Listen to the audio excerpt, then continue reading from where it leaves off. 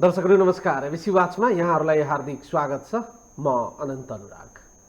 माओवादी केन्द्रले एमसीसी को बारेमा 8औं राष्ट्रिय महाधिवेशनबाट एउटा ठोस निष्कर्ष निकाल्दै एमसीसी को बारेमा स्पष्ट धारणा सार्वजनिक गरेका छन्।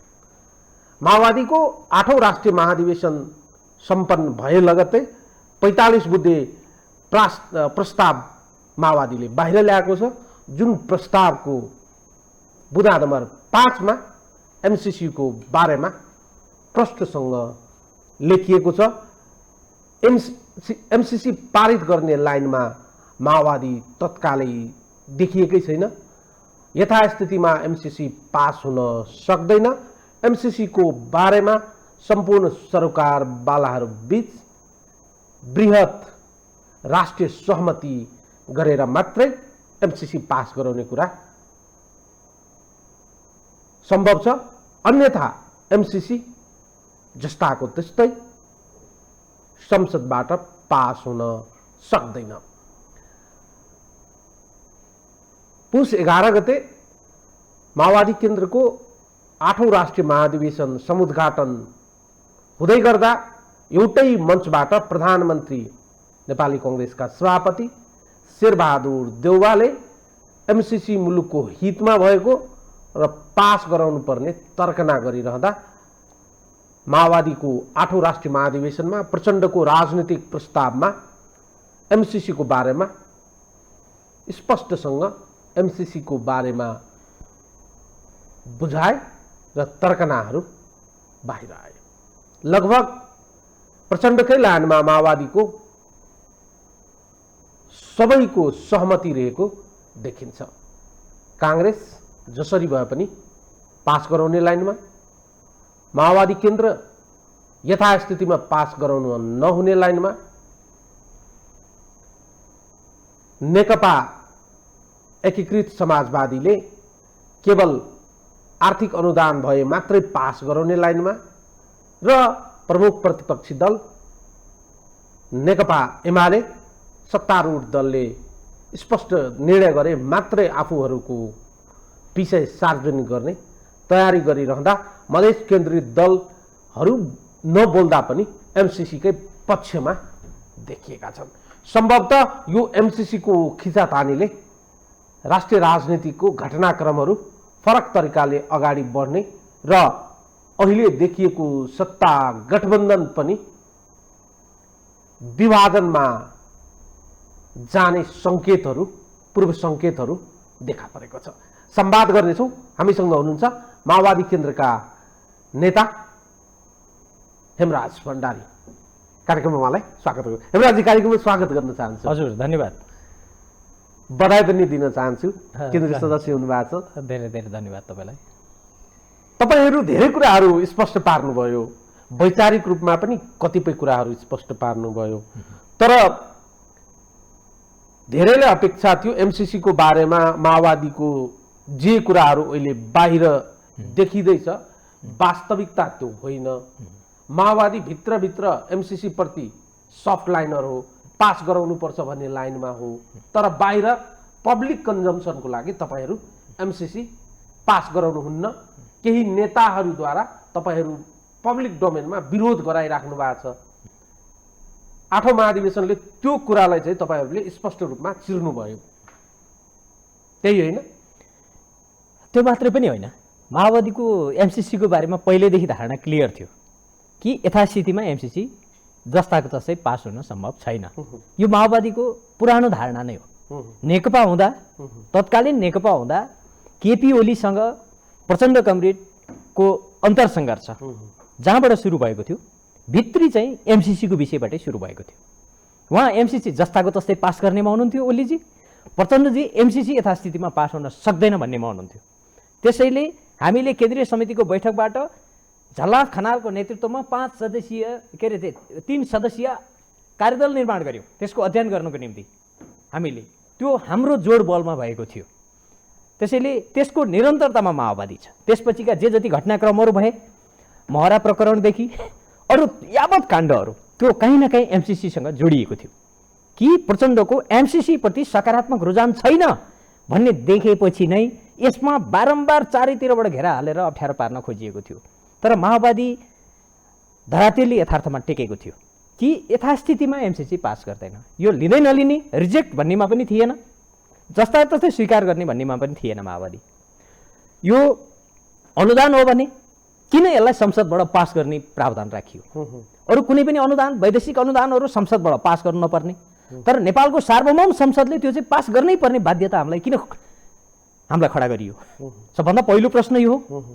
यो नेपालको राष्ट्रिय स्वाधीनतासँग, हाम्रो देशको स्वाभिमानसँग, हाम्रो भू राजनीतिसँग कति जोडिएको छ यो विषय भनेर हामीले धेरै बहस र धेरै छलफल, धेरै अध्ययन अनुसन्धानहरू गर्यौँ। र अहिलेको महाधिवेशनमा तपाईँ हलमा संलग्न प्रतिनिधिहरूको कुरा गर्नुहुन्छ भने त एमसिसी रिजेक्ट गर्नुपर्छ भन्ने छ, बहुमत प्रतिनिधिहरूको सहभागीहरूको धारणा। तर हामीले के भन्यो भने त्यसरी वैदेशिक सहयोगलाई सिधासिधी रिजेक्ट भनेर जानु अहिले कूटनीतिक हिसाबले पनि त्यो राम्रो सन्देश जाँदैन र यथास्थितिमा चाहिँ एमसिसी पास हुँदैन। त्यसमा हामीले क्लियर भनेका छौँ कि दलहरूको बिचमा सहमति नभइकन र विवादास्पद मुद्दाहरू संशोधन नभइकन एमसिसी पास हुन सक्दैन। यसमा माओवादीको लाइन धारणा एकदम क्लियर छ, कहीँ पनि कन्फ्युजन छैन। र माओवादी नै यस्तो पार्टी हो एमसिसीको बारेमा यति स्पष्ट ढङ्गले धारणा राख्ने पार्टी, महाधिवेशनबाट पास गरेर राख्ने पार्टी माओवादी नै हो कि अब एमसिसीको बारेमा अहिले पास गरेको लाइनभन्दा दायाँ बायाँ माओवादीको कोही नेता पनि, कोही पात्र पनि जान सम्भव छैन। यसमा चाहिँ आम देशवासीहरूमा कुनै पनि कन्फ्युजन नरहोस्, क्लियर गरेको छ महाधिवेशन। यो कस्तो राजनीति संयोग मात्रै हो कि साँच्चै यो वास्तविकता हो? एक ठाउँमा राखेर हेर्दा चाहिँ के नमिल्या जस्तो।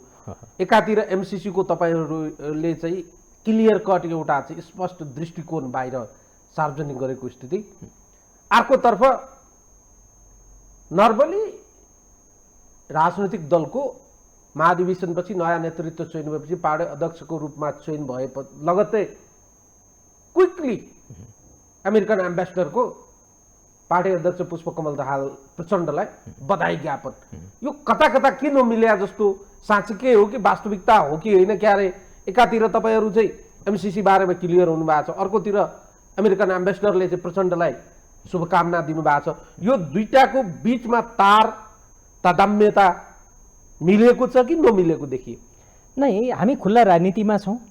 यसै पनि कूटनीतिक रूपमा कूटनीतिक नियोगका मित्रहरूले बधाई दिने, शुभकामना दिने, भेटघाट गर्ने, सम्बन्धहरू चाहिँ सन्तुलन कायम राखिराख्ने प्रयत्नहरू हुन्छन्। त्यो स्वाभाविक हो, हामी शान्तिपूर्ण राजनीतिमा छौँ, त्यसलाई स्वाभाविक मान्नुपर्छ। तर यसो भनेर एमसिसीको विषयमा वा कुनै पनि प्रोजेक्टको विषयमा दबाब दिन, हस्तक्षेप गर्न, एउटा डिक्टेट गर्न कुनै पनि शक्ति केन्द्रले अहिले सक्दैन। किनभने हाम्रो विषयमा, हाम्रो देशको विषयमा, हाम्रो राज्यको विषयमा हामीले लिने कुनै अनुदानको विषयमा निर्णय गर्न हामी स्वतन्त्र छौँ। हामी नेपाली हौँ र हामीले नेपालको राष्ट्रिय हित, नेपालको राष्ट्रिय स्वाधीनता र हाम्रो भू राजनीतिलाई केन्द्रमा राखेर हामीले हाम्रो निर्णय दिनुपर्छ। यो विषयमा कुनै पनि शक्ति केन्द्रबाट प्रभावित भएर यो वा त्यो कोणबाट ढल्किएर निर्णय गर्नु यो जायज पनि होइन, यो राष्ट्रको हितमा पनि छैन, नेपाली जनताको हितमा पनि छैन र अहिलेको अन्तर्राष्ट्रिय राजनीतिको, अन्तर्राष्ट्रिय सन्तुलनको पनि हितमा छैन। त्यसैले यसमा हाम्रो क्लियर महाधिवेशनबाट क्लियर चित्र हामीले दिएका छौँ कि उहाँहरूको सङ्केत हुनसक्छ कि महाधिवेशनपछि माओवादी एमसिसीको बारेमा सफ्ट भइदियोस्, जस्ता तस्तै यसलाई स्वीकार गर्ने लाइनमा गइदियोस् भन्ने कसैको चाहना हुनसक्छ। तर त्यो आजको स्थिति माओवादीको त्यस्तो होइन कि माओवादी निरन्तर शान्ति प्रक्रियामा आएपछि यो देशको पक्षमा, यो देशको राष्ट्रिय स्वाधीनताको पक्षमा, राष्ट्रियताको पक्षमा, भौगोलिक अखण्डताको पक्षमा दृढतापूर्वक उभिने पार्टी माओवादी हो। किनभने माओवादी नेतृत्वमा आएपछि तपाईँले हेर्नुभयो भने कहीँ पनि यो देशलाई घात पर्ने, यो देशको भौगोलिक अखण्डतालाई, राष्ट्रिय स्वाधीनतालाई र यो देशको आन्तरिक राष्ट्रियतालाई पनि दखल पर्ने काम माओवादीले गरेको छैन र गर्न दिएको छैन। अब तपाईँहरूले कस्तो ठाउँमा चाहिँ तीर हान्नुभयो भने यो कता कता चाहिँ यो तीरले चाहिँ घाइते बनाउने हुन्, यो तीरले कता कता मान्छेहरूलाई मूर्छित बनाउने हुन्, यो तीरले कता कता मान्छेहरू ढल्किने हुन् भन्ने स्थिति पो देखा पर्यो राष्ट्रिय राजनीतिमा। अन्य दलहरूले तफसिलका विषय बनाइरहँदा, जिब्रो चपाएर कुरा गरिरहँदा काङ्ग्रेस लगायतका दलहरू एजेन्डागत रूपमा, लिखित रूपमा बाहिर कतै नल्याए तापनि मौखिक रूपमा खुलेरै एमसिसीको पक्षमा बहस गरेको देखिन्छ। अहिलेको सत्ता गठबन्धनकै कुरा गर्ने हो भने माओवादी नेकपा यसको कुरा गर्दा एउटा पोजिसन देखिएको छ, अर्को घटकको कुरा गर्ने हो तर सरकारमा नगएको जनमोर्चाको कुरा गर्दा एमसिसी पास गराउने हुन्न भन्ने लाइनका तिनीहरू पनि हुन्। तपाईहरू कस्तो ठाउँमा आइपुग्नु भयो भने हुबहु चाहिँ एमसीसी पास हुँदैन भनिरहँदा यो त गठबन्धनभित्र पनि तीर चलाउने र मूर्छित बनाउने काम त तपाईहरूले राष्ट्रिय राजनीतिमा यो अर्को सिक्का उछाले जस्तो भएन र भने? यो विषयमा गठबन्धनमा कुनै कन्फ्युजन हुनु जरुरी छैन। हामीले नेकपा हुँदैखेरि जे कार्यदल बनाएका थियौँ र त्यो कार्यदलले जे सुझाव दिएको थियो एमसीसीका निम्न बुँदाहरू संशोधन नभइकन यसलाई स्वीकार गर्नुहुन्न भन्ने जे प्रस्ताव र रिपोर्ट थियो त्यो जगमा हामी दृढतापूर्वक उभिएका छौँ लगातार निरन्तर। त्यो कुरा नेपाली कांग्रेसलाई पनि थाहा छ, त्यो कुरा ओलीजीलाई पनि थाहा छ। ओलीजीलाई त्यो कुरा मन परेको थिएन किनभने उहाँले पनि पटक पटक एमसीसी पास गर्नुपर्छ, जसरी पनि पास गर्नुपर्छ भनेर कोसिस गर्नुभयो आन्तरिक रूपमा नेकपा हुँदैखेरि पनि। त्यो किन उहाँले त्यो गर्नुभएको थियो त्यो थाहा छैन। तर आजको दिनमा नेपाली कांग्रेसले एमसीसी पास गर्नुपर्छ भनेर उसले पनि अडान लिइरहेको छ। प्रधानमन्त्रीले हाम्रो सम्मेलन उद्घाटन सत्रमा आएर पनि एमसीसी राष्ट्रघाती छैन भनेर उहाँले आफ्नो तर्कहरू राख्नुभयो। यद्यपि उहाँको तर्कले माओवादीको त्यो सम्मेलनलाई त्यो महाधिवेशनलाई प्रभावित पार्न सक्ने ठाउँमा थिएनौँ किनभने एमसीसीको विषयमा धेरै बहस अध्ययन अनुसन्धान गरेर आएको प्रतिनिधिहरू त्यहाँ संलग्न थियौँ। त्यस कारणले एमसीसीको बारेमा यो हाम्रो राष्ट्रिय अधिवेशनबाट महाधिवेशनबाट हामीले स्पष्ट धारणा ल्याउनु जरुरी नै थियो किनभने यस्ता विषयलाई अन्यलमा राखेर कन्फ्युजमा राखेर कूटनैतिक मामला भनेर जिब्रो चपाएर बाहिर एउटा भित्र एउटा गर्ने कुराले यो देशको हित गर्दैन थियो, यो देशका जनताको हित गर्दैन थियो, जनताको मनोविज्ञानको हित गर्दैन थियो। हामी अहिले यो अधिवेशनको तयारीको सन्दर्भमा हामी देशैभरिका सबै स्थानीय तहमा सबै वडाहरूमा गयौँ। हामी पार्टीका अधिवेशनहरू गर्न हामी 8 लाख पार्टी सदस्यहरू निर्माण सहित गाउँ गाउँबाट हामीले सुझाव लियौँ एमसीसीको बारेमा के छ तपाईँहरूको राय भन्दा जनताले हाम्रो पार्टीको समर्थक पङ्क्तिले ओपन धारणा राख्यो एमसीसी जस्ताको तस्तै पास गर्नु कुनै पनि हालतमा हुँदैन भन्ने हामीलाई खबरदारी पनि गर्यो। त्यसको केन्द्रीकृत अभिव्यक्ति पनि हो महाधिवेशनबाट हामीले निर्णय गरेको। त्यसकारणले यसले गठबन्धनलाई असर गर्दैन पहिलो कुरा। अब गर्छ यसैको कारणले यही एमसीसीको बारेमा माओवादीले राखेको धारणाकै कारणले गठबन्धनको नेतृत्व वा नेपाली कांग्रेस प्रतिपक्षी दलसँग अरू कोही एमसीसी पास गर्ने शक्तिसँग जान्छ भन्ने त हामीले भन्नु केही पनि छैन। पोजिसन कस्तो देख्यो भने नि सर तपाईहरू चाहिँ यसको पक्षमा उभिने अवस्था छैन किनभने यो पछिको एउटा लजिक हो भने यथास्थितिमा तपाईहरू यसको पक्षमा मतदान गर्ने समर्थन गर्ने कुरा हुँदैन। नेपाली कांग्रेसले के तर्कना प्रस्तुत गरिरहेका छन् भने यो पास गर्नुपर्दछ, पास गराउनु पर्ने बाध्यात्मक स्थिति चाहिँ यो राष्ट्रघात छैन, यसमा यो देशको हितमा छ, देशको विकासको लागि देशको हितमा छ भनिरहँदा यो र त्यो बहानामा यो पास गराउने वा नगराउने स्थितिमा फसेको छ। कदम कदाचित संसदमा यो प्रस्तुत भयो भने त तपाईहरूको यो अडानको आधारमा त एउटा पोजिसन त तपाईहरूको क्लियर भइसक्यो होइन र?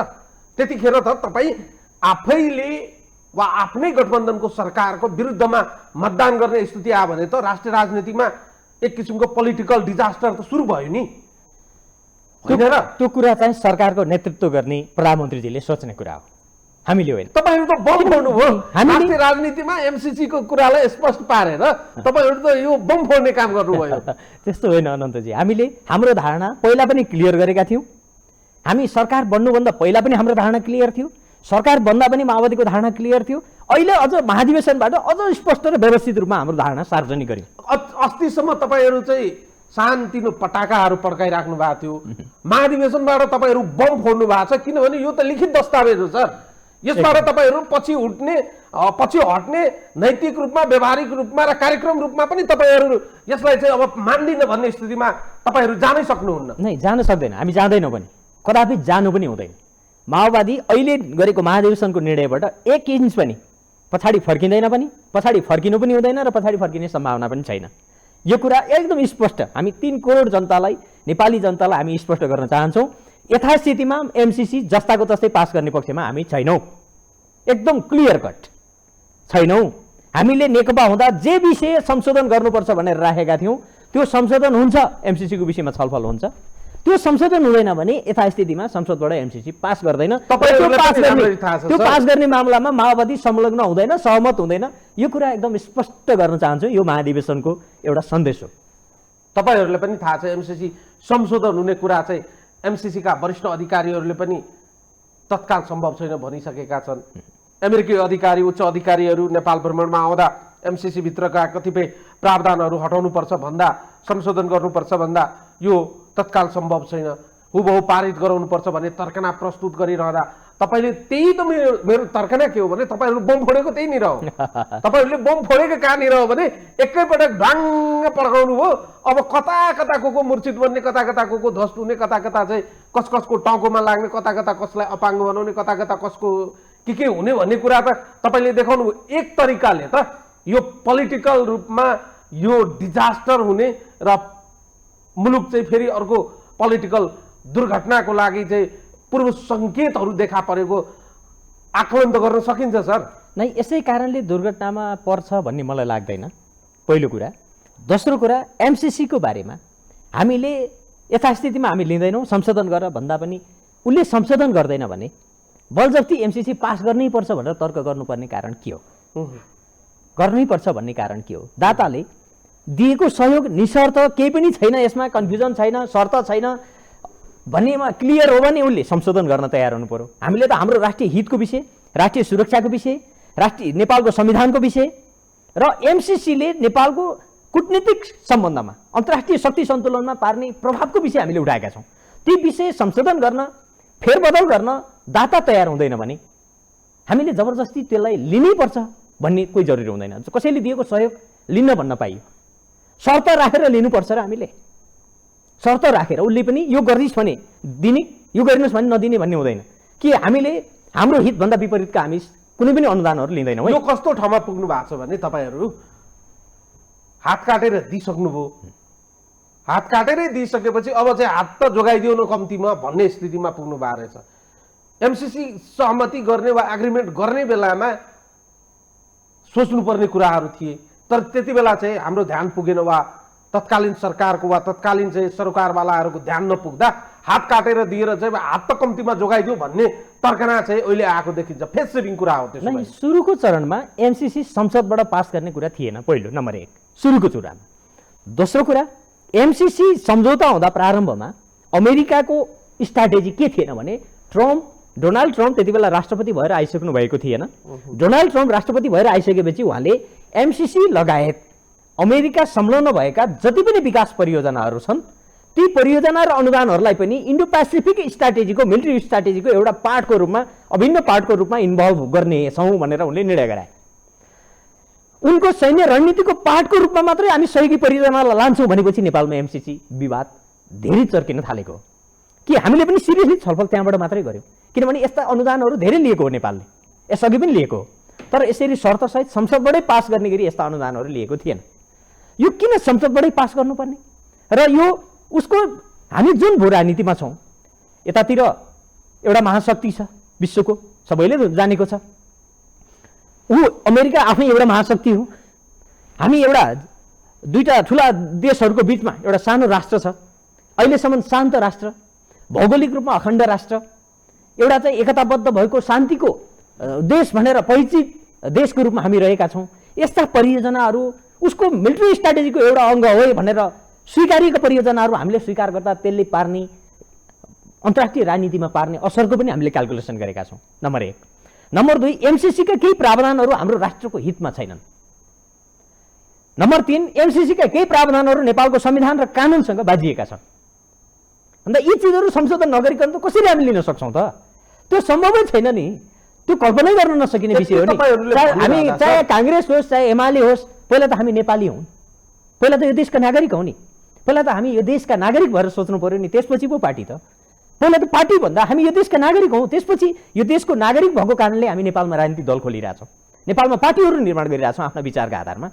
त्यस कारणले हामीले सर्वोपरि हाम्रो देशको राष्ट्रिय स्वाधीनतालाई सर्वोपरि राख्नै पर्छ, यो देशको अखण्डतालाई सर्वोपरि राख्नै पर्छ र यो देशको संविधानभन्दा ठुलो कानुन, संविधानभन्दा ठुलो अर्को कुनै प्रावधान छैन। हाम्रो संविधानसँग बाजिने गरेका कुनै पनि परियोजनाहरू हामी लिन सक्दैनौँ भन्ने कुरामा त कुनै कन्फ्युजन रहनुको कारण छैन। तपाईँहरूले त राम्रै काम गर्नुभयो होला। जनताले अहिले एमसिसीको बारेमा डिबेट र डिस्कसन चलिरहँदा, डिस्कोर्सहरू भइरहँदा तपाईँहरूले आफ्नो पार्टीको लाइन स्पष्ट पार्नु राजनैतिक दलको हैसियतले ठिक हो, तर यो सँगसँगै के विषयहरू चाहिँ संशोधन गर्नुपर्छ भन्ने कुरा पनि ल्याइदिनु भएको भए त आज हामीलाई पनि पढ्न सजिलो हुन्थ्यो, तपाईँहरूको तर्कना आम जनताले पनि बुझ्ने अवसर पाउँथे र जुन निकायहरू चाहिँ एमसिसीमा आबद्ध छन् ती निकायका अधिकारीहरूले पनि लौ न त माओवादीले त यी मुद्दाहरू चाहिँ संशोधनका लागि अगाडि सारे के गर्न सकिन्छ भने छलफल हुन्थे। त्यस्तो किन नगर्न सकेको? तर्क नै के हो भने जब बन्द कोठाभित्र अमेरिकी अधिकारीहरू हाम्रा राजनीतिक दलका ठुला नेताहरूसँग भेटघाट गर्छन् त्यति बेला चाहिँ हामीले बुदागत रूपमा संशोधन त होइन, राजनीतिक रूपमा अमेरिकी गभर्मेन्टको हामीले पोलिटिकल कमिटमेन्ट खोजेका हौँ भन्दा रहेछन् भन्ने कुरा पनि सुनिन्छ। यो दुईटा देखाउने दाँत भएन र भने? नै, त्यस्तो दुईटा कुरा छ। हाम्रो संशोधन, हाम्रो कन्सर्न के हो भन्ने पनि हामीले दिएका छौँ। पहिलो कुरा के हो हाम्रो कन्सर्न भन्ने लेखेर दिएका छौँ, लिखित पनि दिएका छौँ। तपाईँ यही सरकार बनेपछि पनि अहिलेको अर्थमन्त्री जनार्दन शर्माले 11 बुँदाको हाम्रो कन्सर्न है एमसिसीको बारेमा भनेर लेखेर सार्वजनिकै गर्नुभयो। दियो त, उत्तर त दियो, त्यो चित्त बुझ्न छैन। चित्त बुझ्दो छैन अमेरिकनहरूको, उनीहरूको जवाब चित्त बुझ्दो छैन, नम्बर 1। नम्बर 2, हामीले एमसिसी परियोजनाको सन्दर्भमा उनीहरूसँग कुराकानी हुँदा पनि यो इन्डो पेसिफिक मिलिट्री स्ट्राटेजीको अभिन्न अङ्ग हो कि होइन यसको विषयमा निर्णय गर, क्लियर गरेर दुनियाँलाई, संसारलाई स्पष्ट हुने गरी क्लियर गर। नम्बर 1, यो अहिलेको संसारकै कन्सर्न हो, यो हाम्रो मात्रै होइन। नम्बर 1, किनभने हो त्यो त चेन्ज गर्नै सक्दैन अमेरिकाले, हो भनेपछि हामी त्यो लिनै सक्दैनौँ। किनभने हामी एमसिसीको कारणले नेपाललाई अन्तर्राष्ट्रिय शक्ति केन्द्रहरूको रणमैदान बनाउन हामी चाहँदैनौँ एमसिसीको कारणले। किनभने यसको पछाडिका के छन् उनका इन्टेन्सनहरू भन्ने पनि हामीले क्यालकुलेसन गरेर यसलाई अहिले बेलैमै हामी रिजेक्ट गर्नुपर्छ वा यसलाई संशोधन नगरिकन यसलाई स्वीकार गर्नुहुन्न भन्नेमा हामी क्लियर छौँ।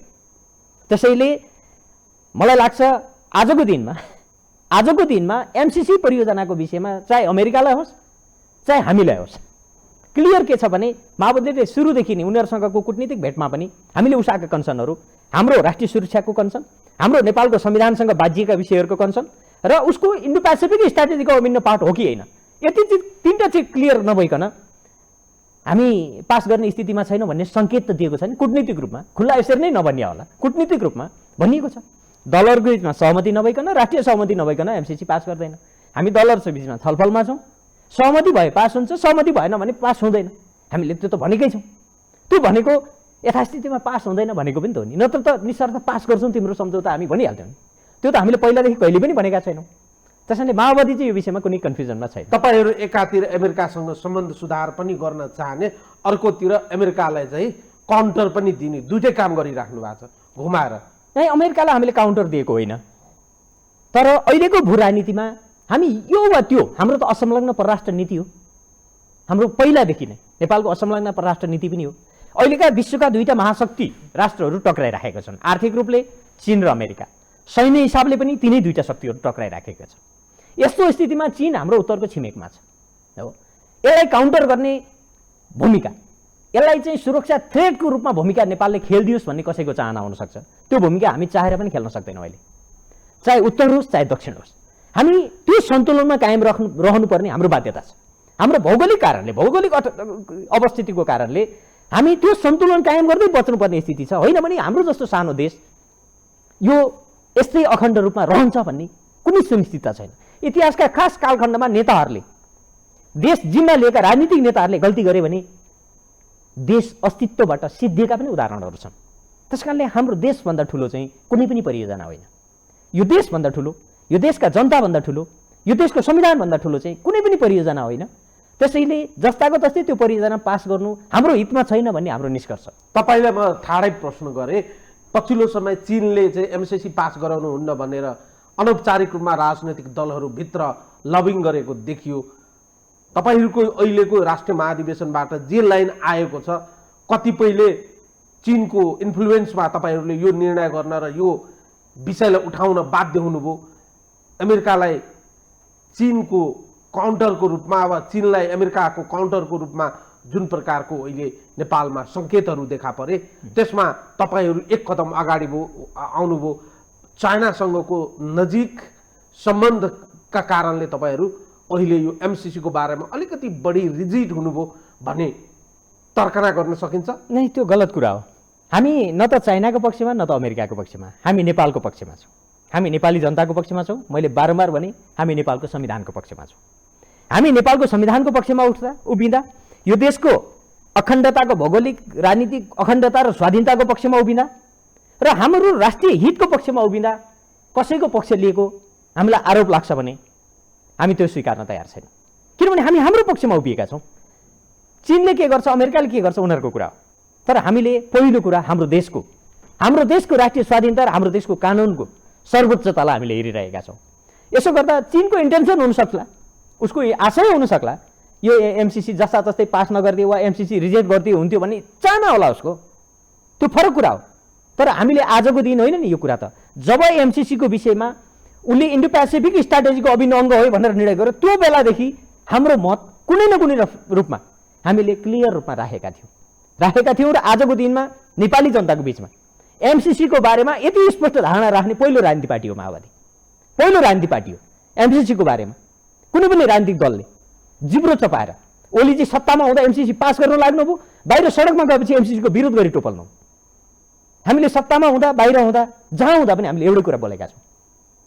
अघिल्लो गठबन्धनमा हुँदा वा अहिलेको गठबन्धनमा हुँदा, ओलीजीको सरकारमा हुँदा वा देउबाजीको सरकारमा हुँदा हाम्रो एउटै मत छ। त्यसकारणले यो विषयमा कुनै कन्फ्युजन बिना आफ्नो अडान राख्ने पार्टी हो माओवादी। त्यसैले यो कसैको पक्षमा उभिएको वा कसैको कारणले उभिएको होइन कि हामी हाम्रै कारणले, हाम्रै जनताको, हाम्रै कार्यकर्ताहरूको, हाम्रै पार्टीका साथीहरूको र हाम्रा उत्पीडित समुदायको, हाम्रो देशका स्वाभिमानी नागरिकहरूको यो देशको संविधान, यो देशको सर्वोच्च स्वाधीनता र यो देशको राष्ट्रिय स्वाधीनता सर्वोपरि राख्नुपर्छ भन्ने नागरिकहरूको मनोविज्ञानलाई बोलेका मात्रै हो हामीले। अरू कसैको आवाज हामी बोल्न जरुरी पनि छैन र हामीले त्यो बोल्नु आवश्यक पनि छैन। पब्लिक डोमेनमा एमसीसी को बारेमा पक्ष र विपक्षमा यति विधि बहस भए कि लगभग देशमा एउटा अध्ययनले 70,000 भन्दा बढी ट्विटर र फेसबुक पोस्टहरू भए, मान्छेहरूले शेयरिङहरू गरे, तर्कहरू गरे।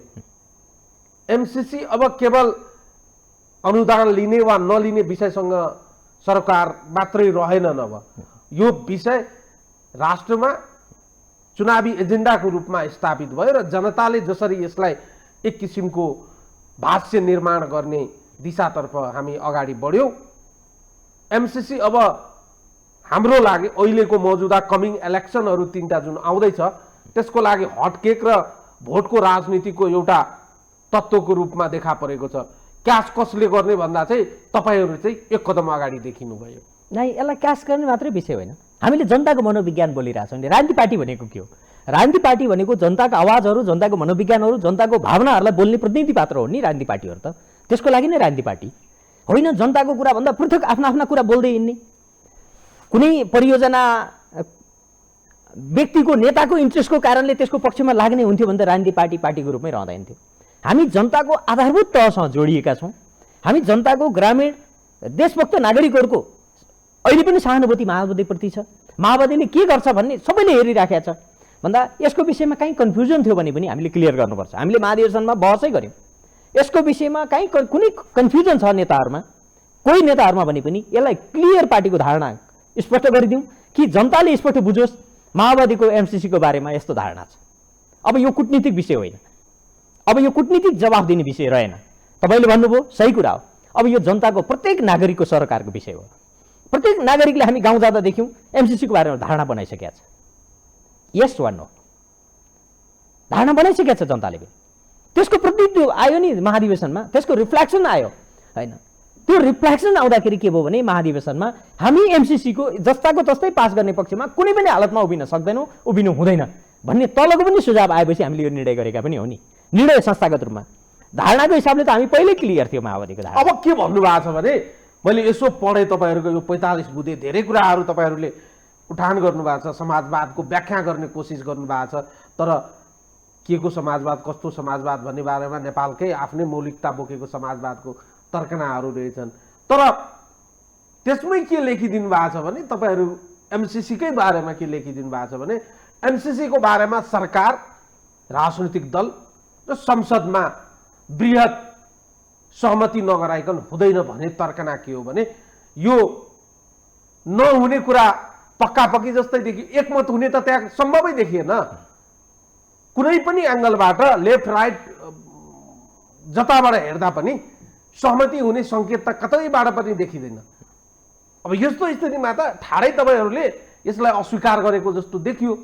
एकातिर फेरि अर्को के देखिन्छ भने, म गलत छु भने मलाई सच्याउनु होला, तपाईहरू विद्रोही क्रान्तिकारी पार्टीका नेता हुनुहुन्छ, तपाईहरूको सैद्धान्तिक रूपमै पुँजीवादी र विस्तारवादीहरू तपाईँहरूको प्रमुख शत्रुको रूपमा तपाईँहरू लिनुहुन्छ, तर पछिल्लो समय तपाईँहरूको अमेरिका र भारतप्रति सफ्ट कर्नर देखिन्छ। यहाँनिर त कता कता विरोधाभासका सङ्केतहरू, भित्र नबोलेको तर धेरै कुरा बोल्न खोजेको जस्तो, यो के हो वास्तविकता बताउनुहोस् न। त्यसो भए तपाईँहरू हिजो चाहिँ अमेरिकी विस्तारवादको पुँजीवादको विरोध गर्ने तपाईँहरू अहिले आएर तपाईँहरूको सफ्ट कर्नर किन उनीहरूप्रति? नै, हामी निरपेक्ष अमेरिका वा भारतको विरोधी होइनौँ। पहिलो कुरा, उनीहरूको हस्तक्षेप गर्ने नीति कतिपय सन्दर्भमा त्यो नीतिका विरोधी हो। हस्तक्षेप गरेको ठाउँमा हस्तक्षेप नगर भन्ने हाम्रो धारणा हामीले सार्वजनिक पनि गरिरहेका छौँ, नम्बर 1। नम्बर 2, अहिलेको विश्वमा हामीलाई माओवादीलाई हिजोको विद्रोही भनेर हेर्नु जरुरी छैन। माओवादी यो संविधानपछि, यो संविधान माओवादीको नेतृत्वमा अगुवाईमा आएको संविधान हो। यो गणतन्त्र नेपालमा आएको गणतन्त्र माओवादीको अगुवाईमा, माओवादीको विचार र अवधारणामा आएको, जनहितको र जनआन्दोलनको जगमा आएको गणतन्त्र हो, सङ्घीयता हो, धर्मनिरपेक्षता हो, समानुपातिक समावेशी प्रतिनिधित्व हो। यो माओवादीले ल्याएको एजेन्डा सहितको व्यवस्था हो। यो व्यवस्थाको मूल हिस्सेदार माओवादी हो। त्यसकारणले माओवादी विद्रोही शक्ति होइन। अहिलेको नेपालको संस्थापन हो माओवादी त। अहिलेको नेपाल राज्यको, नेपाल राष्ट्रको संस्थापन हो माओवादी। भूमिकाको हिसाबले कुन पोजिसनमा छ त्यो फरक कुरा हो कि माओवादीकै एजेन्डाको वरिपरि यो देश आज पनि छ, आज पनि छ। त्यसैले हामी विद्रोही होइनौँ। पहिलो कुरा, लोकतान्त्रिक प्रक्रियामा संविधानको दायरा र व्यवस्थाभित्र आएको एउटा शक्ति हो माओवादी। तर यसको आफ्ना मान्यताहरू छन्। यो देशको राष्ट्रियताको बारेमा, हाम्रो आइडियोलोजीको बारेमा, हाम्रो आफ्ना मूल्य मान्यताको बारेमा र हामीले निर्माण गर्ने व्यवस्थाको बारेमा माओवादीको आफ्नै खालका धारणाहरू छन् है। त्यो व्यावहारिक धारणाहरू छन् हाम्रा। हामी अतिवादमा छैनौँ। कुनै पनि देशको निरपेक्ष विरोध गरेर दुश्मन किटान गर्ने ठाउँमा पनि हामी छैनौँ। तपाईँले महाधिवेशनको दस्तावेज पढ्नुभयो भने हेर्नुहुन्छ, एकदम आफ्नो मात्रै हामीले समीक्षा गरेका छौँ, आफ्नो मूल्याङ्कन गरेका छौँ। विगतमा हाम्रो कहाँ कमजोरी रह्यो, हामीले कहाँ सच्याउनु पर्ने, हामी कसैलाई विरोध गरेका छैनौँ, कसैलाई इङ्गित गरेका छैनौँ। पहिला हामी ठिक हुनु पर्यो, अनि मात्रै अरूतिर अम्ल ठडाउनु पाइन्छ। हामी बिग्रिएपछि अरूलाई दोष देखाएर आफू भाग्न पाइँदैन। गल्ती त हामीले गऱ्यौँ। शान्ति प्रक्रियामा आएपछि हामीले आफ्नो वर्ग छोड्यौँ, हाम्रो एजेन्डाहरू, कतिपय एजेन्डाहरू छोड्यौँ, च्युत हुँदै गयौँ। हामीले आत्मसमीक्षा गरेका छौँ। त्यसकारणले हामी अरूतिर अम्ल ठड्याएर कसैलाई दुश्मन किटान गर्ने पक्षमा पनि हामी छैनौँ। हामी हिजोको विद्रोही होइनौँ, नम्बर 1। नम्बर 2, यस्तो अब तपाईँले एमसिसीको बारेमा जुन पोइन्टमा आउनुभयो नि, एमसिसी यति धेरै विवाद भइसक्यो, यति धेरै बहसमा आइसक्यो, अब घर घरमा पब्लिकको विषय भइसक्यो। यो यस्तो विषय अब राष्ट्रिय सहमति नभइकन पास गर्नु हुँदैन, पहिलो कुरा। किनभने यसले नेपालको राजनीतिलाई ध्रुवीकरणमा लैजान्छ। यही विषयले यसको पक्ष र यसको विपक्षमा लैजान्छ। यदि कसैले पनि राष्ट्रिय सहमति नगरिकन बहुमतको डन्डा देखाएर बहुमतको बलमा यसलाई जबरजस्ती पास गर्न खोज्यो भने नेपाल दुई ध्रुवमा विभाजित हुन्छ। नेपाललाई एमसिसी जस्तो एउटा सानो परियोजनाकै विषयलाई लिएर दुईटा ध्रुवमा, दुईटा कित्तामा बाँड्ने कि नबाँड्ने भन्ने त नेतृत्व गर्ने, संस्थापन भन्ने र ठुला पार्टीहरूको विषय हो। त्यसैले हामीले राष्ट्रिय सहमति नभइकन, दलहरूको बिचमा राष्ट्रिय सहमति नभइकन, बृहत छलफल नभइकन यो पास हुँदैन है भनेर अमेरिकालाई पनि भनेका छौँ नि त। तर नियति देखियो त सर, एकाथरीले चाहिँ पास गराएर चाहिँ अमेरिकाको नजरमा चाहिँ हिरो हुन खोज्ने, बहादुर साबित हुन खोज्ने नियति देखियो, नीति पनि त्यस्तै देखियो। अर्को तरी यसलाई विरोध गरेर आम जनताको सामुमा हिरो चाहिँ हुने, नायक साबित हुने नियति त दुईटै देखिन्छ नि त। क्लियर छ नि, भनिराख्नुपर्छ जस्तो लाग्दैन मलाई। देखिन्छ, एकदमै पिक्चर क्लियर देखिन्छ। परिणाम तपाईँले भने जस्तो हुन सक्छ, तर हाम्रो लाइन के हो भने यसको विषयमा सहमति गर्ने कोसिसै भएको छैन नि। राष्ट्रिय सहमतिको कोसिस भयो त, बन्द कोठामा कुनामा एमसिसी पास गर्नुपर्छ वा गर्नु हुँदैन, सत्तामा हुँदा पास गर्नुपर्छ, सडकमा आएपछि फेल गर्नुपर्छ भन्ने पनि त देखियो नि त। जस्तै ओलीजीको त त्यही पोजिसन देखियो। उहाँले दिएका इन्टरभ्यूहरू, उहाँका सल्लाहकारहरूले, उहाँका हिजोका अर्थमन्त्रीहरूले दिएको धारणाहरू क्लियर आउँदाखेरि एमसिसी पास गर्ने पक्षमा थियौँ हामी त। प्रचण्डको कारणले एमसिसी पास भएन, त्यति बेला पनि भन्नुभएको छ, कयौँ इन्टरभ्यूहरू दिनुभएको छ।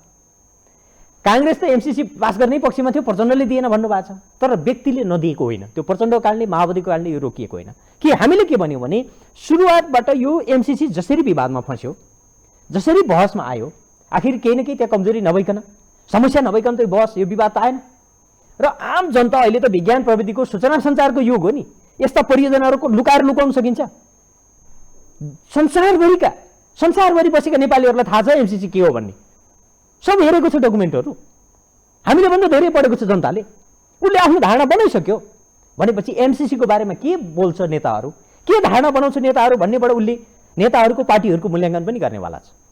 त्यसैले हामीले के भन्यौँ भने महाधिवेशनमा यो एमसिसी जस्ताको तस्तै पास गर्ने पक्षमा छैन माओवादी भनेर किटानी साथ। अब यो कूटनीतिक विषय होइन है, किटानी साथ अब भनौँ हामीले, त्यो कसै न कसैले भन्नुपर्छ, हिम्मत गर्नुपर्छ। यतिकै जनतालाई गुमराहमा राखिराख्ने विषय यो होइन। यो ठिक बेला हो, महाधिवेशन भनेको हाम्रो नीतिहरू, हाम्रो धारणाहरू सार्वजनिक गर्ने बेला हो जनताको बिचमा। त्यसैले यो ठिक बेलामा हामीले हाम्रो धारणा सार्वजनिक गरौँ भनेर हामीले गऱ्यौँ। र तपाईँले भनेकै पोइन्टमा के भने राष्ट्रिय सहमति नभइकन एमसिसी पास गर्न खोज्यो भने देशमा यही विषयले ध्रुवीकरणमा जान्छ। देश ध्रुवीकरणमा नलाने वातावरण बनाउने हो भने राष्ट्रिय सहमतिको कोसिस गर्नु पर्यो। प्रधानमन्त्रीले छैन राष्ट्रको हित विपरीत छैन, राष्ट्रघाती छैन भन्नुहुन्छ, किन छैन?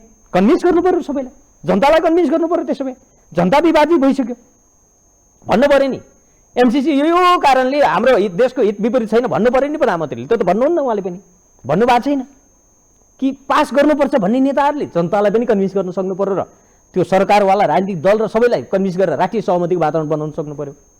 होइन त्यो वातावरण हुँदैन भने नफस्ता हुन्छ। तपाईँ हामी वा एमसिसीको बारेमा कुरा भइरहँदा सवाल दुई किसिमको छ। एउटा के छ भने राजनीतिक दलहरू एमसिसीको कन्टेक्स्टको कुरा गरिराखेका छन्, प्राविधिक ब्युरोक्राट्सहरू जानकारहरू कन्टेन्टका कुरा गरिराखेका छन्।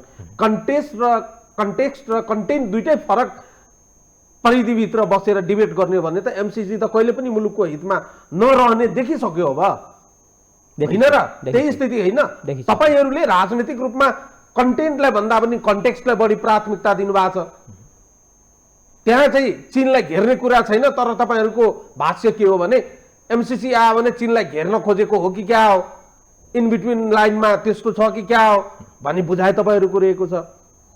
त्यो सँगै के भयो भने हिजोसम्म एमसिसी एउटा अनुदान थियो, यसले के गर्यो भने राष्ट्र राजनीतिमा एउटा चाहिँ पिलरको काम गर्न थाल्यो, हल्लाउन थाल्यो, जताततै धक्का दिन थाल्यो, कता कता धक्का लाग्ने हो भन्ने कुराको पनि सबैले चिन्ता र चासोको विषय बन्यो। घर घरमा अधिकारीहरू आएर, वरिष्ठ अधिकारीहरू आएर चाहिँ चिया खान थाले, भेट्न थाले, बन्द कोठाभित्र गफहरू हुन थाले।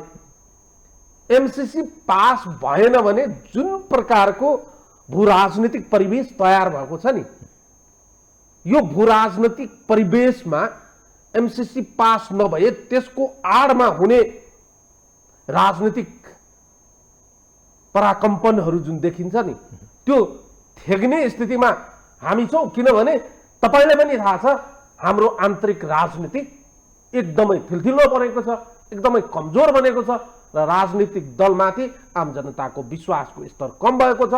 कुनै पनि शक्तिलाई जनताले यही हो है हाम्रो प्रमुख उद्धारकर्ता भन्ने भनेर विश्वास गर्ने त ठाउँ कतै पनि देखिँदैन। सवाल के हो भने मेरो कुल मिलाएर भने एमसिसीको आडमा भोलिको दिनमा पास भए पनि नभए पनि त्यसको आडमा उत्पन्न हुने राजनीतिक पराकम्पनहरू ठेक्न हामी तयार छौँ। पहिलो कुरा तयार हुनुपर्छ, किनभने एमसिसी नेपालको हितमा छैन भने हामी कसको पक्षमा उभिने?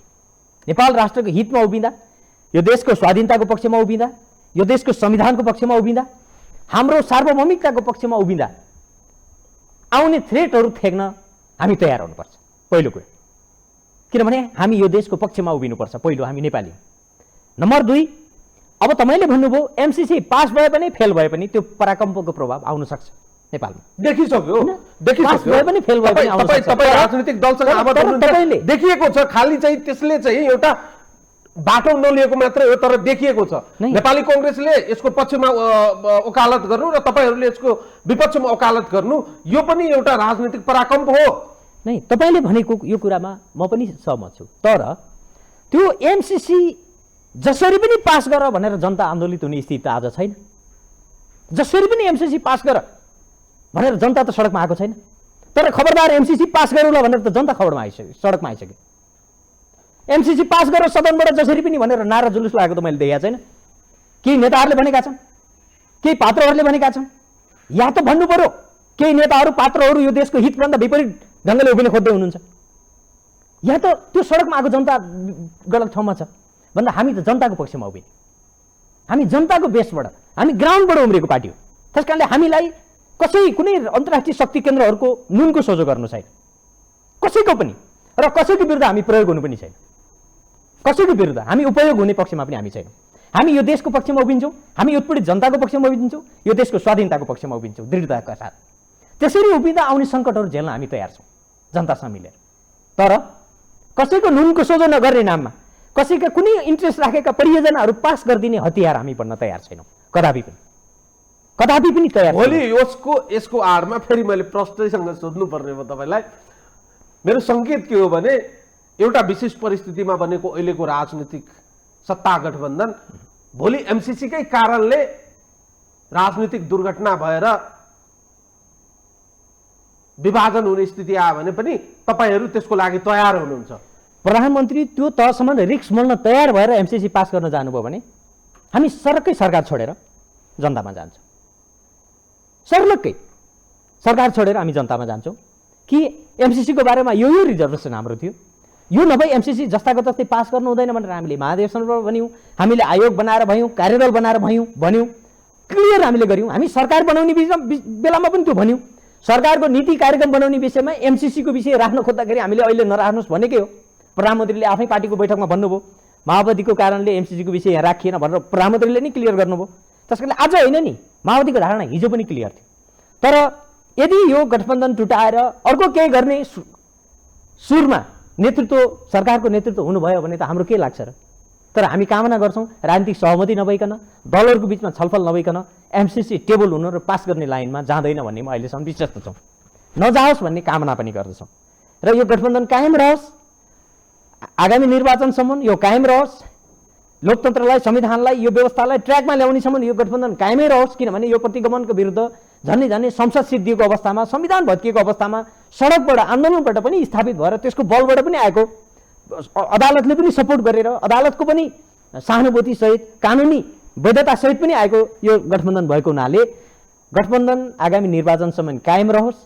यो गठबन्धनले तिनै तहका निर्वाचनहरू गरोस्, संविधानलाई, व्यवस्थालाई संस्थागत गर्ने प्रक्रियामा योगदान गरोस् भन्ने हामी चाहन्छौँ। यदि यही कारणले, एमसिसीकै कारणले गठबन्धन टुट्ने अवस्था आयो भने पनि हामी एमसिसीमा लतारिएर चाहिँ जाँदैनौँ, बरु गठबन्धन छोड्छौँ। तर आत्मसमर्पण गरेर हाम्रो धारणाबाट, एमसिसी बारे हाम्रो धारणाबाट हामी पछाडि हट्न सक्दैनौँ। एमसिसीको बारेमा जे निर्णय गर्नुभयो यो लकिरको फकिर साबित हुने तपाईँहरूको हकमा देखिन्छ। त्यसो नै हाम्रो हकमा हाम्रो 8 लाख पार्टी सदस्यहरू, महाधिवेशनमा सहभागी भएका 17,500 प्रतिनिधिहरू, अहिलेको केन्द्रीय समिति सिङ्गे सबैको एकमतले हामीले पास गरेको हुनाले यसमा दायाँ बायाँ गर्ने छुट कुनै पनि नेतालाई छैन। त्यस्तो यसलाई पनि भत्काउन सक्ने अथोरिटी कसैसँग पनि छैन आजको दिन। त्यो अथोरिटी दिएको पनि छैन। जे अथोरिटी दिएको छ हामीले महाधिवेशनबाट पास गरेका छौँ, त्यो अथोरिटी कार्यान्वयन गर्नको लागि नेता छान्दैछौँ। तर कहिलेकाहीँ तपाईँहरूको केसमा के लागु हुन्छ भने माओवादी जे बोल्छ त्यो गर्दैन, जे बोल्दैन त्यो गर्दै हिँड्छन्। त्यस्तो पनि गर्नु भएको छ। तपाईँहरू त फेरि छलाङ मार्नमा त माहिर हुनुहुन्छ। नै कहिलेकाहीँ कुनै विषयमा हुनसक्छ नेतृत्वले त्यो अथोरिटीहरू प्रयोग गर्न सक्छ। धेरै बाटो हिँडेर धेरै अगाडि पर पुगिसकेपछि फर्केर हेर्दा क्या हो, गल्ती पो गरियो कि क्या हो भनेर आत्मलोचना गर्न पनि फेरि पछि पर्नुहुन्न। 8औं महाधिवेशनमा हामीले त्यो दृश्य पनि हेर्न एमसिसीको विषयमा पायौँ हामीले। एमसिसीको विषयमा त्यस्तो गल्ती हुँदैन। अब माओवादीबाट विगतमा भएको जस्तो गल्ती पनि हुँदैन। किनभने हामीले नयाँ कमिटमेन्ट गरेका छौँ। हामीले 15 वर्षको राजनीतिक आन्दोलनको हाम्रो भूमिकाको समीक्षा गरेका छौँ र हामीले त्यसलाई नदोहोऱ्याउने, ती गल्तीहरू फेरि नदोहोऱ्याउने एउटा प्रतिबद्धता पनि गरेका छौँ र हामी बदलिन्छौँ भनेर सामूहिक सङ्कल्प गरेका छौँ र एमसिसी जस्तो परियोजनाको विषयमा चाहिँ त्यो गल्ती कसै नेताले गरे पनि त्यो क्षम्य पनि हुँदैन। त्यसकारणले त्यो गल्ती एमसिसीमा चाहिँ दोहोरिँदैन, ढुक्क भए हुन्छ।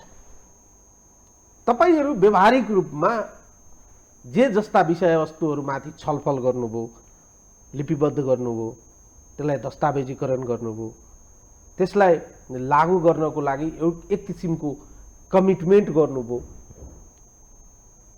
कतिपय विषयवस्तुहरू यस्ता छन् जुन विषयवस्तुहरू गम्भीरतापूर्वक अध्ययन गर्ने हो भने माओवादीलाई आजको दिनमा त्यो लागू गर्न कठिन छ।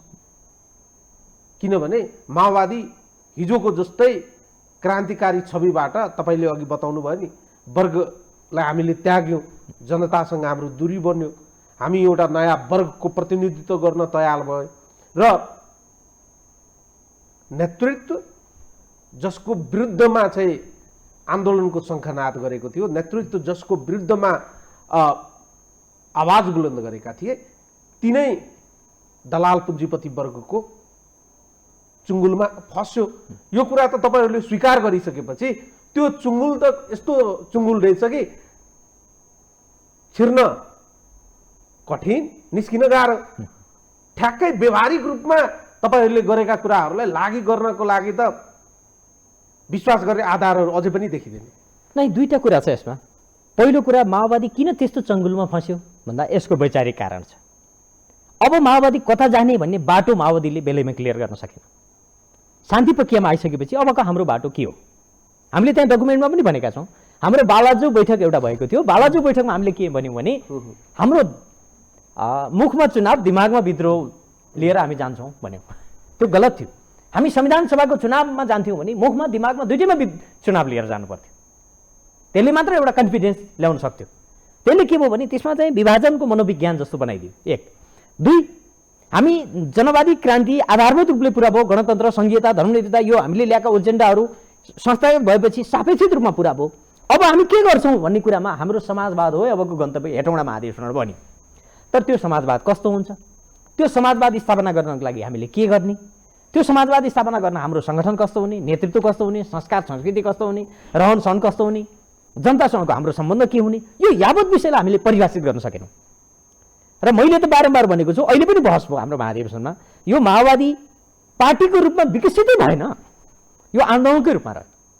प्रचण्ड यो आन्दोलनको नेता, हिजो जनयुद्धको आन्दोलन, शान्ति प्रक्रियामा आइसकेपछि संविधान निर्माण, संघीयता, गणतन्त्र, धर्मनिरपेक्षता, समानुपातिक समावेशीलाई संस्थागत गर्ने संविधान निर्माणको र संविधान सभाको आन्दोलन, जब स्थानीय तहको निर्वाचनको संघीयतालाई कार्यान्वयन गर्ने मुभमेन्टको रूपमा, त्यसको रखुवारी गर्ने शक्तिको रूपमा, भन्दा यसले जब पार्टीको स्वरूप ग्रहण गर्ने थियो स्थानीय तहको चुनाव पछाडि, गुरुङ एमालेसँग धेरै वैचारिक राजनीति छलफलै बिनाको एकता, त्यो एकताले पनि के गरिदियो भन्दा चाहिँ अर्को दुर्घटनातिर लगिदियो।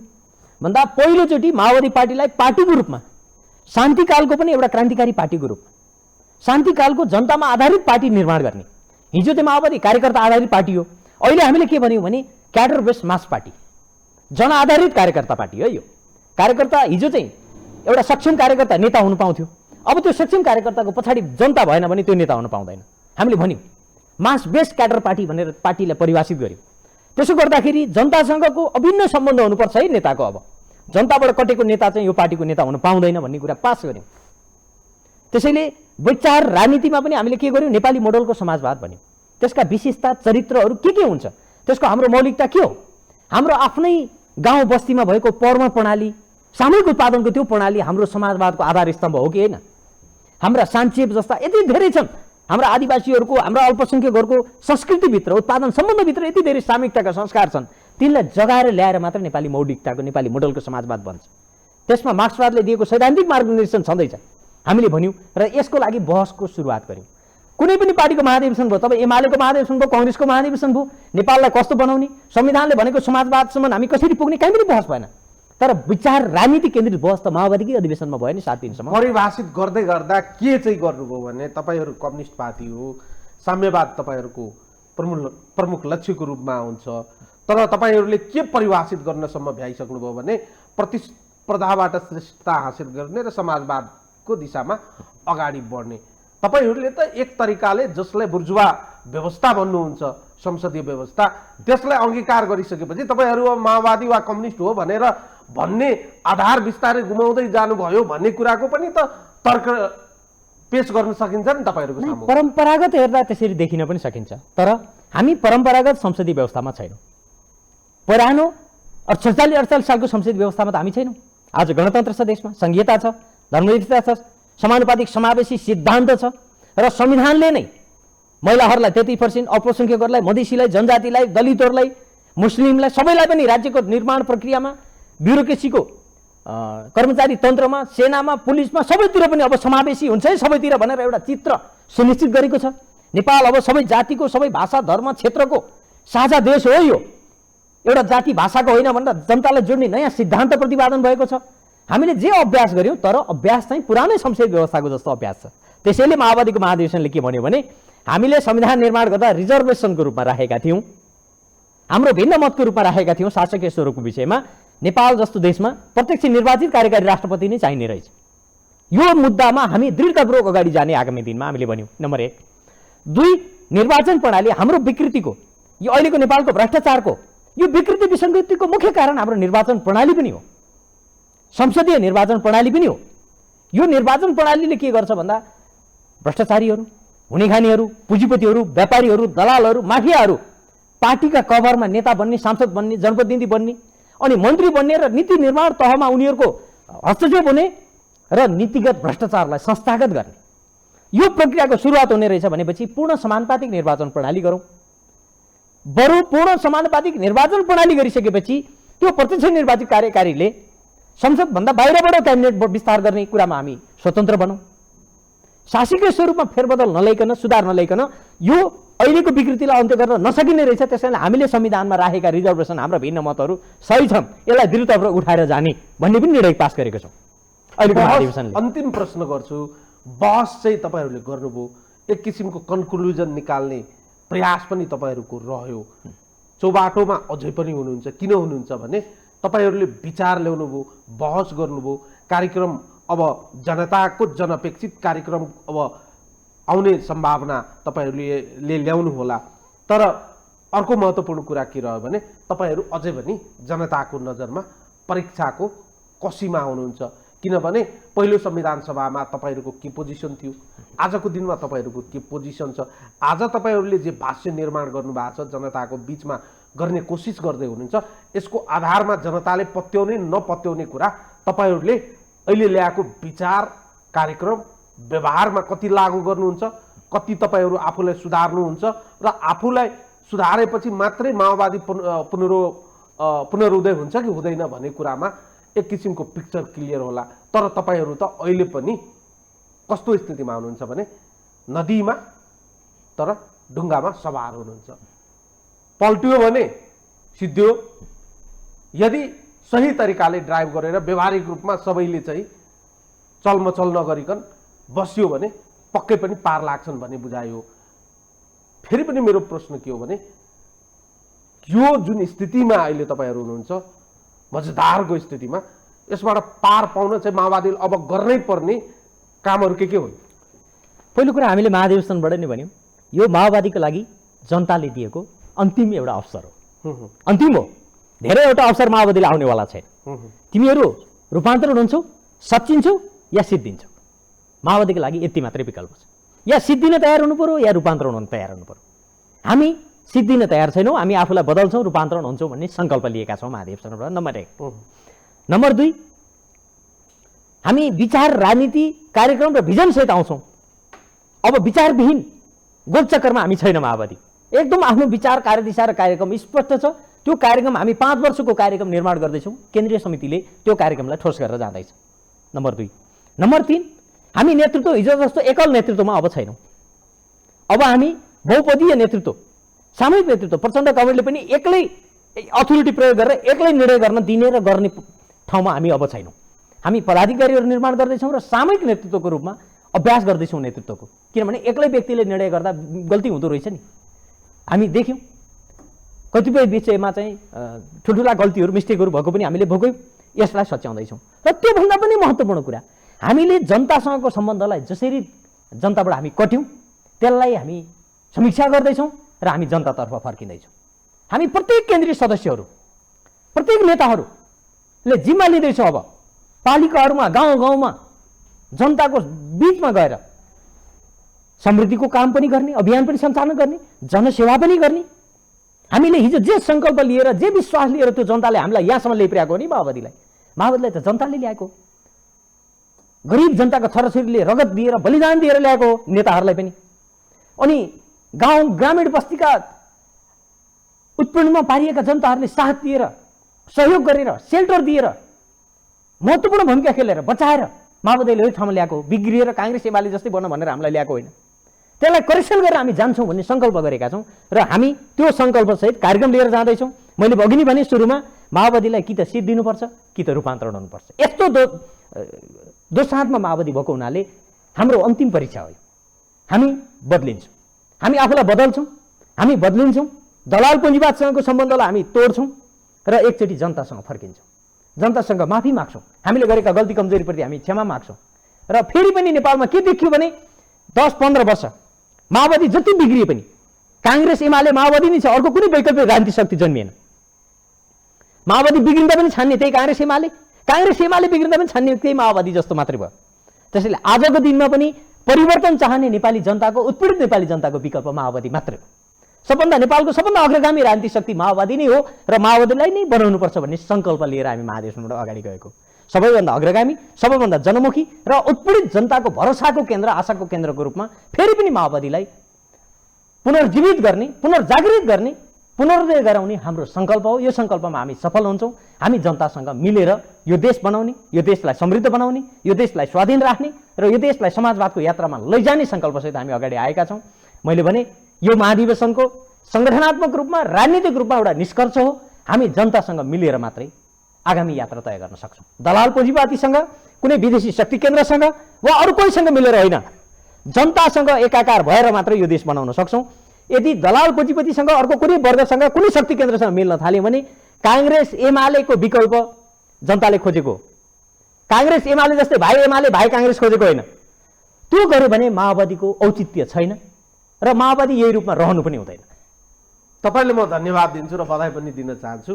बाँकी तपाईँहरू जनताको परीक्षाको कसीमा हुनुहुन्छ।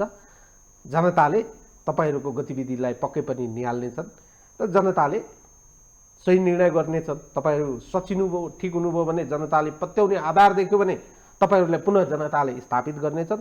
होइन भने बाँकी त सबैलाई थाहा छ। तपाईँलाई समय र संवादको लागि म धन्यवाद दिन चाहन्छु। तपाईँलाई पनि धेरै धेरै धन्यवाद। धन्यवाद। दर्शकहरू, उहाँ हुनुहुन्थ्यो माओवादी केन्द्रका केन्द्रीय सदस्य, युवा नेता हेमराज भण्डारी। आजको लागि यो संवाद यति नै। सम्पूर्ण युनिटलाई मल पनि बिदा दिनुहोस्। नमस्कार।